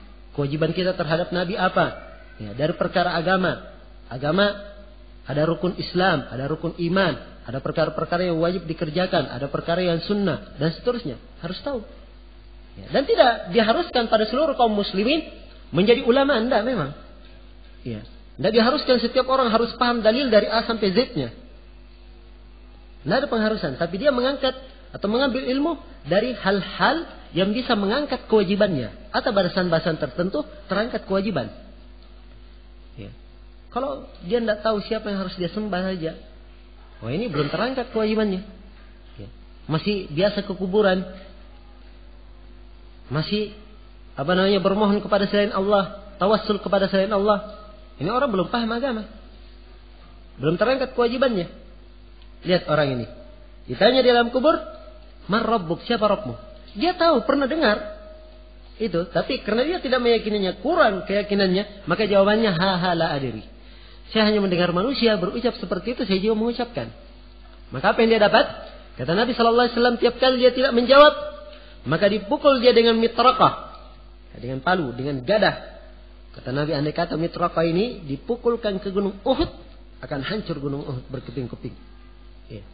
Kemudian dia akan dipukul dan menjerit, didengar oleh seluruh makhluk, kecuali jin dan manusia. Iya. Demikian. Ini siksaan dalam alam kubur, kehidupan. Terus demikian dia ditanya, tidak menjawab, dipukul dia mitraqah. Setelah itu datanglah kepadanya seorang yang sangat jelek rupanya, atau pertama kuburannya disempitkan, dibukakan celah dari neraka. Kemudian datanglah orang yang sangat jelek rupanya, bau, ya, busuk baunya. Kemudian orang ini berkata, siapakah kamu wahai wajah yang busuk? Katanya, saya adalah amalan jelekmu di dunia. Ini diantara hadits-hadits yang menjelaskan tentang alam kubur.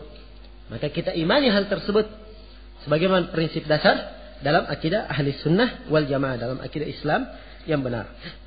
Baik. Jadi kata Imam Ahmad rahimahullah, wal imanu bi adabil qabr, beriman tentang adab kubur. Beriman tentang adab kubur. Iya. Di kubur yang disiksa apa? Ruh dengan jasad, atau jasad saja, atau ruh saja? 3 pendapat di kalangan para ulama ahli sunnah dalam masalah ini. Dan dalil-dalil menguatkan bahwa yang disiksa adalah ruh sekaligus dengan jasadnya. Ini yang kuat, dan dalil zahir menunjukkan ini. Seperti saya terangkan tadi dalam hadits Bara bin Azib. Ya, kisahnya jelas ya, ruhnya dikembalikan, kemudian disiksa. Jadi bersama dengan ruhnya. Nah, dan demikian pula dalam hadits Nabi berkata, wailun lil aqabi minan nar. Itu diambil pendalilan juga bahwa siksaan itu terjadi pada ruh dan jasad. Baik. Para ulama menyebutkan bahwa ruh dengan jasad itu, ruh dengan badan itu punya keterikatan dalam beberapa keadaan. Ya, keadaan yang pertama, keterikatan ruh dengan badan ketika masih di perut ibu. Itu keterikatan yang pertama. Jadi ada ruhnya juga di perut ibu. Iya. Keterikatan yang kedua, keterikatan ruh dengan badan ketika dia keluar ke alam dunia. Ya, jadi beda sudah ruhnya dia setelah dia keluar, ya, dengan di dalam perut ibu. Ya, keterikatannya berbeda. Ya, karena itu kalau setelah keluar, ya, dimasukkan lagi ke tempat yang tidak ada celahnya, mati. Ya kan? Berbeda dengan di perut ibu. Ya. Jadi keterikatan yang kedua. Keterikatan yang ketiga adalah keterikatan ruh dengan badan pada saat tidur. Pada saat tidur. Kemudian keterikatan yang keempat, keterikatan ruh dengan badan di alam kubur. Keterikatan yang kelima, keterikatan ruh dengan badan di mana? Di hari kiamat. Ini 5 keterikatan. Ya, pahami saja dulu baik-baik. Ya. Faedahnya apa? Sebenarnya luas ini ya, untuk bantahan kelompok-kelompok sesat. Ya, cuman nantilah di pembahasan akidah lebih mendalam. Baik.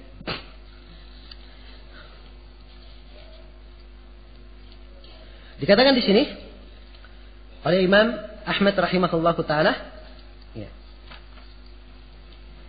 Kata beliau, wal imanu bi adzabil qabr, dan beriman kepada tentang adanya siksaan kubur. Wa inna hadhil ummah, dan sungguhnya umat ini tuftanu fi kuburiha, akan diuji di kuburannya, difitnah di kuburnya. Nah, sekarang ini ujian ini atau pertama adab kubur ini berlaku untuk siapa saja? Berlaku untuk siapa saja? Ya, apakah untuk seluruh manusia? Seluruh kaum manusia atau untuk umat Islam saja? Nah, dari dalil-dalil menunjukkan bahwa adab kubur itu berlaku untuk umat Islam dan umat-umat sebelum umat Islam. Dan ini diterangkan dalam beberapa hadis. Kemudian pertanyaan di alam kubur, ini pertanyaan ditujukan untuk umat Islam saja atau juga umat sebelumnya di alam kuburnya begitu, ditanya dengan 3 pertanyaan. Iya. Konteks hadis menguatkan bahwa itu pertanyaan umum untuk seluruh umat. Cuman khusus berkaitan dengan Nabi, dia ditanya sesuai dengan Nabi yang diutus kepadanya. Iya. Akan ditanya dia sesuai dengan Nabi yang diutus kepadanya. Baik. Kata beliau, wa inna hadhil ummah tuftanu fi kuburiha, dan sungguhnya umat ini diuji, difitnah di dalam kuburnya. Wa tus'al anil imani wal islami, dan ditanya tentang iman, tentang Islam. Wa man rabbuhu, dan siapa Rabbnya. Wa man nabiyuhu, dan siapa nabinya. Wa ya'tihi munkarun wa nakir, dan munkar dan nakir datang kepadanya. Penetapan adanya 2 orang malaikat. Yang pertama munkar dan nakir. Kedua malaikat sebutkan dalam riwayat hadits Abu Hurairah, malakani azraqani, 2 malaikat yang azraq. Azraq apa artinya? Hah? Warna apa itu azraq? Nah, 2 malaikat yang biru. Iya. Azraqani. Ya begitu disebut, azraqani, biru. Iya. Kemudian keduanya bertanya dan memfitnah di kubur, dan kisahnya sebagaimana yang telah kita sebutkan tadi. Ya, jadi pertanyaannya itu, man rabbuk, man nabiyuk, wa ma dinuk. Itu 3 pertanyaan. Siapa Rabbmu, siapa nabimu, dan apa agamamu. Dan pertanyaan tersebut itu berlaku untuk umat Islam dan selain umat Islam, kafirnya maupun mukminnya. Sebab riwayat-riwayat menunjukkan tentang hal tersebut. Iya. Baik. Kata beliau, wa ya'tihi munkarun wa nakir, kaifa syaa wa kaifa arada. Datang kepadanya munkar dan nakir sesuai dengan kehendak dan keinginan Allah. Wal imanu bihi wat tasdiqu bih. Dari prinsip Islam beriman tentang azab kubur ini dan membenarkannya. Ya. Kemudian kata beliau rahimahullahu taala setelahnya, wal imanu bi syafaatin nabi sallallahu alaihi wa alihi wasallam. Dan juga beriman tentang syafaat Nabi sallallahu alaihi wasallam. Wa biqaumin yakhrujuna minan nar ba'dama ihtaraqu wa saru fahama. Dan juga mengimani ada satu kaum yang dikeluarkan dari neraka setelah mereka hangus terbakar. Wa saru fahama, dan sudah menjadi arang. Fayu'maru bihim, lalu diperintahkan untuk mengambil mereka ini ila nahrin, kemudian dibawa ke sungai, ala babil jannah, di pintu surga, kama ja'al athar, sebagaimana datang di dalam hadis. Ya. Kaifa sya, sesuai dengan kehendak Allah, kama sya, sebagaimana yang dikehendaki oleh Allah. Innama huwal imanu bihi, kewajiban kita hanya beriman dengannya, wat tasdiqu bihi, dan membenarkannya. Baik, masalah ini berkaitan dengan masalah syafaat. Prinsip dan akidah Islam tentang masalah syafaat. Apa itu syafaat? Syafaat itu secara bahasa bermakna genap, lawan dari ganjil. Itu makna dalam bahasa. Ada makna lain. Syafaat bermakna meminta. Iya. Seorang meminta kepada orang lain dalam suatu keperluan. Maka ini syafaat. Iya. Jadi dari sisi bahasa bisa kembali kepada meminta, berdoa untuknya. Nah. Iya. Kalau dikatakan isfa'li, syafaatkanlah untuk saya, maksudnya kamu mintakan untuk saya. Iya. Ini syafaat secara bahasa. Adapun secara istilah, syafaat itu adalah penamaan umum untuk setiap doa Nabi Shallallahu Alaihi Wasallam pada hari kiamat untuk umatnya. Iya. Jadi apa saja yang Nabi Shallallahu Alaihi Wasallam berdoa dengannya pada hari kiamat, itulah syafaat beliau. Di padang mahsyar beliau berdoa. Di as-sirat, di jembatan, beliau berada di ujung sirat, berdoa, Allahumma sallim sallim. Ya Allah, selamatkan selamatkan. Ya. Demikian. Jadi itu nama syafaat. Baik.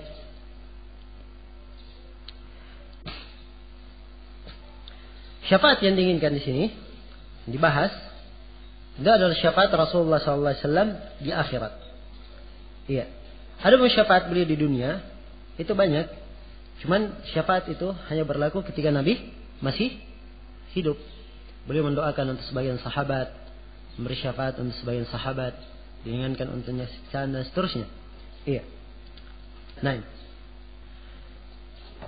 secara umum ahli sunnah wal jamaah mereka menetapkan tentang syafaat Rasulullah SAW secara umum.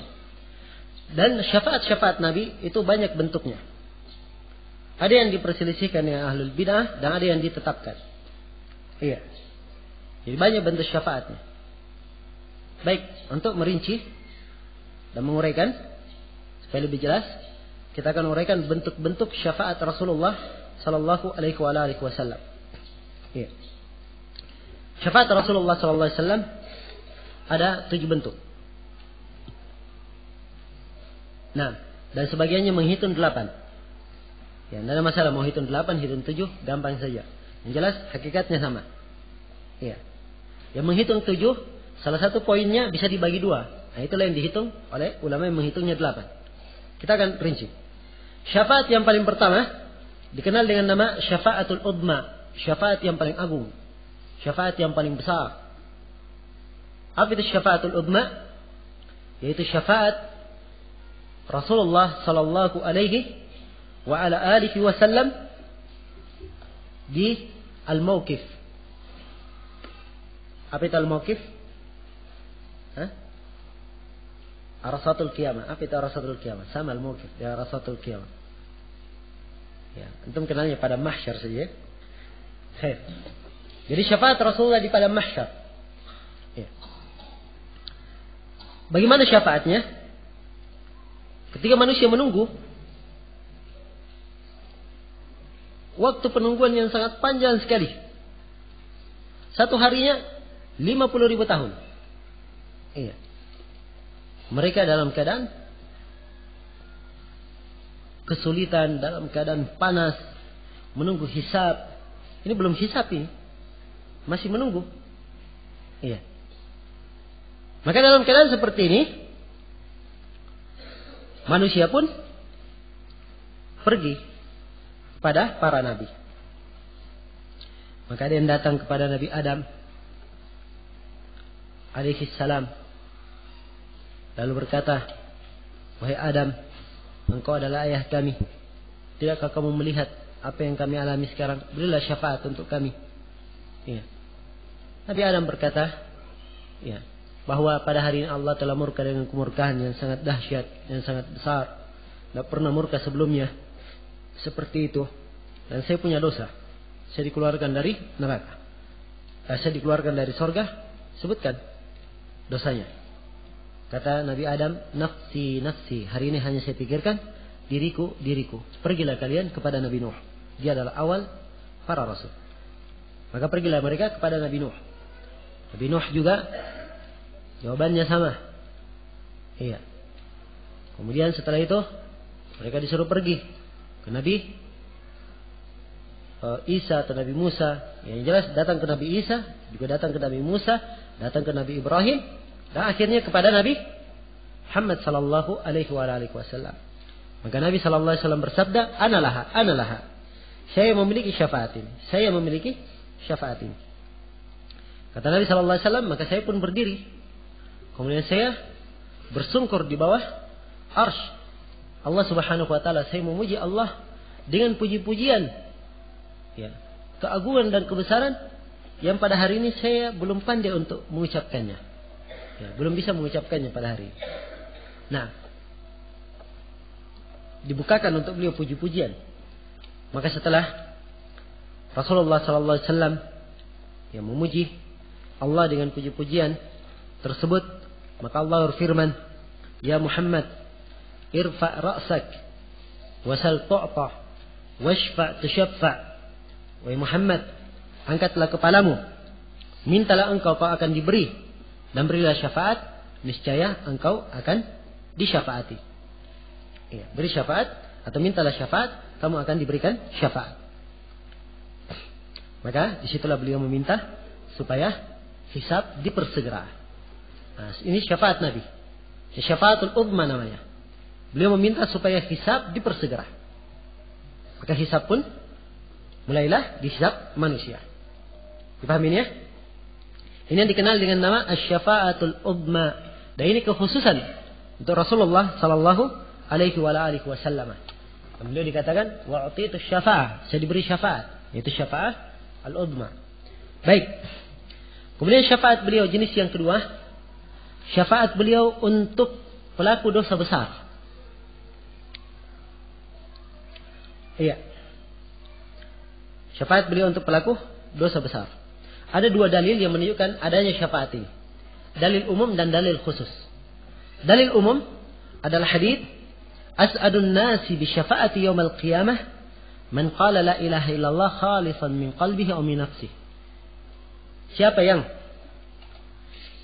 atau Nabi berkata, manusia yang paling beruntung mendapatkan syafaatku pada hari kiamat adalah orang yang mengucapkan la ilaha illallah ikhlas dari hatinya atau dari dirinya. Ini menunjukkan bahwa kapan dia masih muslim, walaupun melakukan dosa besar, tetap mendapatkan syafaat dari Rasulullah sallallahu alaihi wasallam. Ini dalil umum. Dalil khusus dalam hadits disahihkan oleh Syekh Al-Albani dan Syekh Muqbil. Nabi sallallahu alaihi wasallam bersabda, "Syafaati li ahli al-kaba'ir min ummati." Syafaatku saya berikan untuk pelaku dosa besar dari umatku. Ini tegas ya. Jelas bahwa syafaat diberikan untuk pelaku dosa besar dari umat Rasulullah sallallahu alaihi wasallam. Baik. Ini syafaat jenis yang kedua. Dan ini syafaat yang diingkari oleh ahlul bid'ah dari kalangan Khawarij dan Mu'tazilah. Kenapa diingkari? Kenapa diingkari? Bertentangan dengan dasar pemikiran mereka berdua.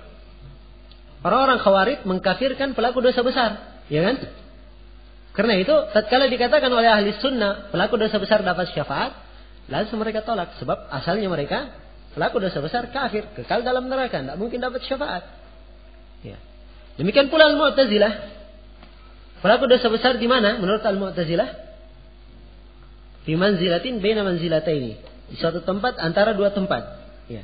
Jadi bukan di sorga, bukan pula di neraka. Dia antara sorga dan neraka. Ya. Jadi kalau dikatakan dapat syafaat masuk sorga, tidak masuk akal di kepalanya orang-orang Mu'tazilah. Karena itu otomatis mereka menolak syafaat ini. Dipahami ya ikhwah? Mafhum? Baik. Ini syafaat untuk pelaku dosa besar. Ya, jadi ahli sunnah menetapkan ini. Nah, syafaat untuk pelaku dosa besar ini yang terbagi dua. Karena itu sebagian para ulama menghitung menjadi 8. Ya, ini terbagi dua. Yang pertama, ada pelaku dosa besar. Kebaikan dan kejelekannya seimbang. Pelaku dosa besar, kebaikan dan kejelekannya seimbang. Sama kebaikan dan kejelekannya. Ya. Enggak ya, terbalik ya, bukan seimbang. Saya ulangi. Pelaku dosa besar, kejelekannya lebih berat di atas kebaikannya. Kejelekannya lebih berat di atas kebaikannya. Kalau kejelekan lebih berat di atas kejelekannya, harusnya kemana? Hah? Neraka ya? Harusnya ke neraka.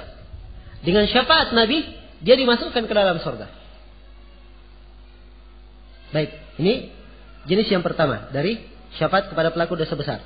Jenis yang kedua adalah pelaku dosa besar yang sudah masuk dalam neraka. Sudah dalam neraka. Dengan syafaat dari Nabi Sallallahu Alaihi Wasallam, mereka dikeluarkan dari neraka. Iya. Ini dua jenis syafaat Nabi untuk pelaku dosa besar. Baik, syafaat jenis ketiga adalah syafaat Rasulullah Sallallahu Alaihi Wasallam untuk sekelompok orang masuk ke dalam surga tanpa hisab dan tanpa adab. Iya. Ini yang disebut dengan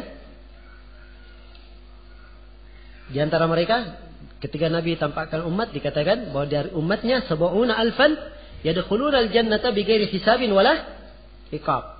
Ada 70.000 dari umat Nabi masuk surga tanpa hisab dan tanpa iqab. Ya. Berapa jumlahnya semua? 70.000. Hanya 70.000 dari yang lain. Ya, dalam sebagian riwayat diterangkan tambahan. Setiap 1.000 dari 70.000 ini, setiap 1.000 ditambah lagi 70.000. Ya, kalau begitu, totalnya berapa semua? 4.900.000. Iya. Itu yang masuk surga tanpa hisab dan tanpa adab. Nah, ini syafaat Nabi untuk mereka. Seperti Nabi berkata kepada Uqasyah. Ya. Uqasyah berkata, ya Rasulullah, doakan saya masuk di antara mereka. Kata Nabi, anta minhum. Kamu dari mereka. Nah, baik. Syafaat jenis yang Jadi yang jenis ketiga saya rinci kembali. Jadi jenis ketiga ini syafaat Nabi untuk sekelompok orang supaya masuk di dalam golongan orang yang masuk ke dalam surga tanpa hisab dan tanpa iqab. Baik. Syafaat jenis yang keempat adalah syafaat Nabi Sallallahu Alaihi Wasallam pada penduduk surga. Ya, supaya dinaikkan lagi derajatnya di surga. Surga kan itu bertingkat-tingkat dan berderajat-derajat. Ya. Maka dia sudah dapat derajat tertentu, maka dengan syafaat Nabi naik lagi derajatnya. Ya. Baik seperti Nabi mendoakan untuk Abu Salamah, Allahumma ighfir li Abi Salamah warfa' darajatahu fil mahdiyin. Ya Allah, ampunilah Abu Salamah dan angkat derajatnya di al-mahdiyin. Syafaat jenis yang kelima, syafaat beliau untuk satu kaum yang seimbang antara kebaikan dan kejelekannya. Seimbang antara kebaikan dan kejelekannya. Ya. Kalau seimbang antara kebaikan dan kejelekan, dia di Al-A'raf. Kan begitu. Dengan syafaat Nabi, dia dimasukkan ke dalam surga. Syafaat jenis yang ke-6 adalah syafaat Nabi Sallallahu Alaihi Wasallam. Ya.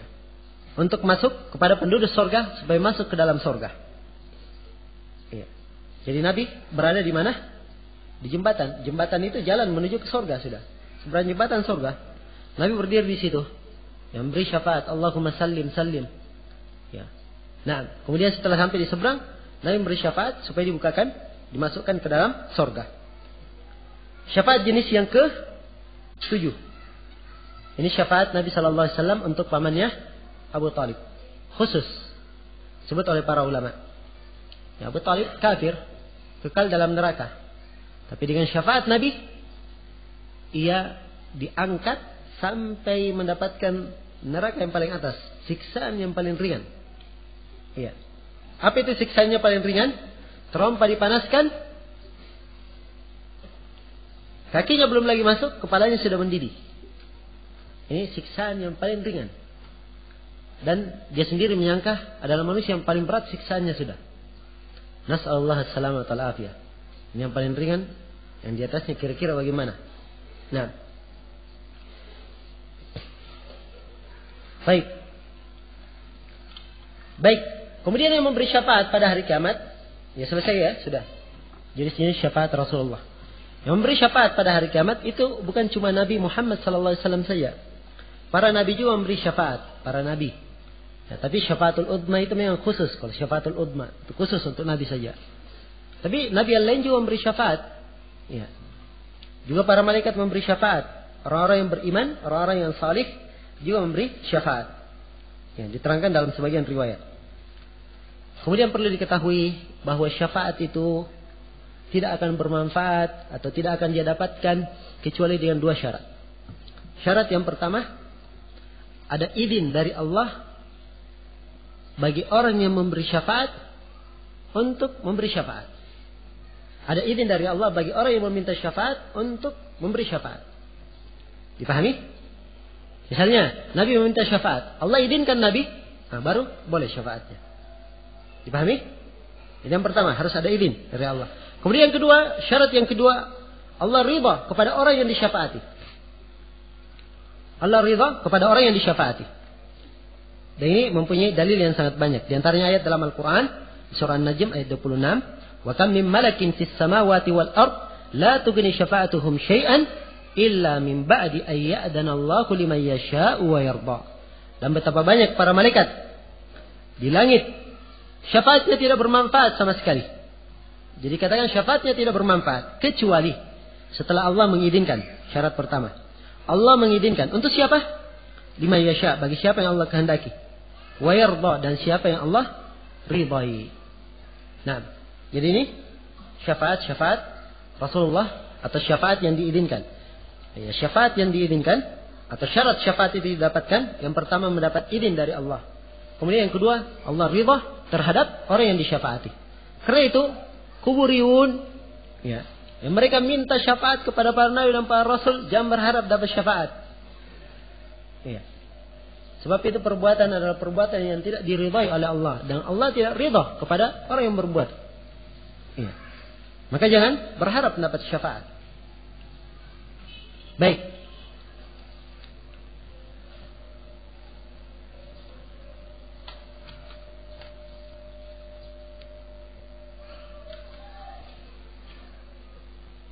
Baik, saya kira cukup di sini untuk pembahasan yang berkaitan dengan masalah syafaat.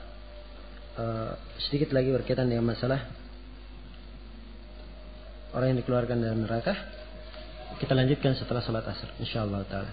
Ilahuna subhanakallah wa bihamdik, asyhadu an la ilaha illa anta, astaghfiruka wa atubu ilaik, walhamdulillahirabbil alamin.